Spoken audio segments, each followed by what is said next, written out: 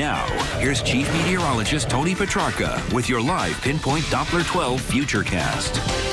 Well, still keeping the chance of at least an isolated thunderstorm in the forecast for this evening. Here's the reason why and what I'm tracking on live Pinpoint Doppler 12 radar. Well, for one, we don't have any showers or thunderstorms nearby, but there is this feature that's showing up on the radar, and it does a nice job of picking up these small-scale weather features. This thin green line right in here. Let me get in a little closer here. We can kind of zoom in, and when we see this on the radar, this is actually a boundary. It's the backdoor cold front, the leading edge of cooler air. So quite simply, this little mini cold front is responsible for some cooler temperatures that have been coming in off east coastal Massachusetts.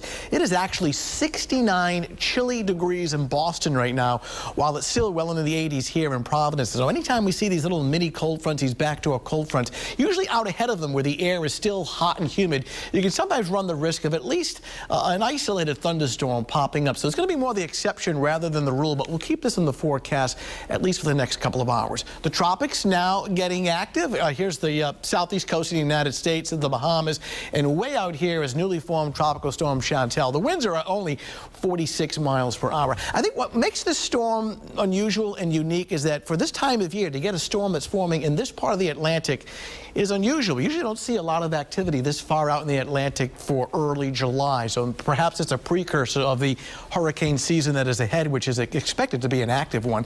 The track over the next several days strengthens the storm to a 60-mile-an-hour tropical storm and then weakens it as it approaches the Bahamas by the weekend. And obviously, any kind of a storm in this position, I'm going to want to watch closely, but it is encouraging that the forecast is for some weakening as it approaches Florida over the weekend. More on that on our website. In fact, I'm going to type up a blog very shortly on Chantal. In the meantime, hazy sun, very warm and humid in Providence, 87, but it feels more like 93 with the humidity.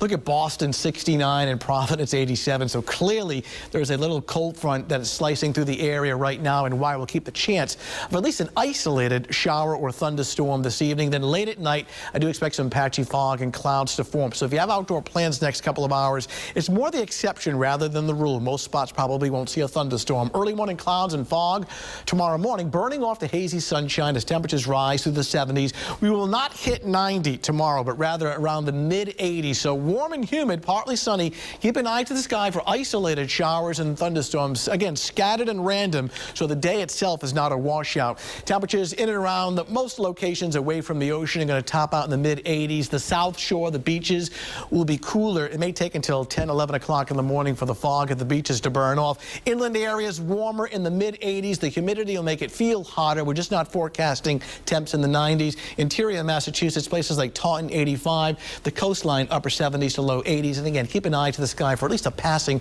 shower or thunderstorm. That's pretty much the theme now through at least Thursday. Humidity drops off on Friday. It's more comfortable. The weekend, not bad. Partly sunny, warming up into the mid-80s. And again, any plans to head to the beach tomorrow, keep in mind it's clouds and fog early, burning off to some hazy sunshine by noontime. The water temperature has been getting up there now. The ocean temperature now running at 71 degrees. So the heat we can say goodbye to starting tomorrow, but the high humidity should stick around through at least the Thursday time frame before it starts to dry out by Friday. All right. Thanks, Tony.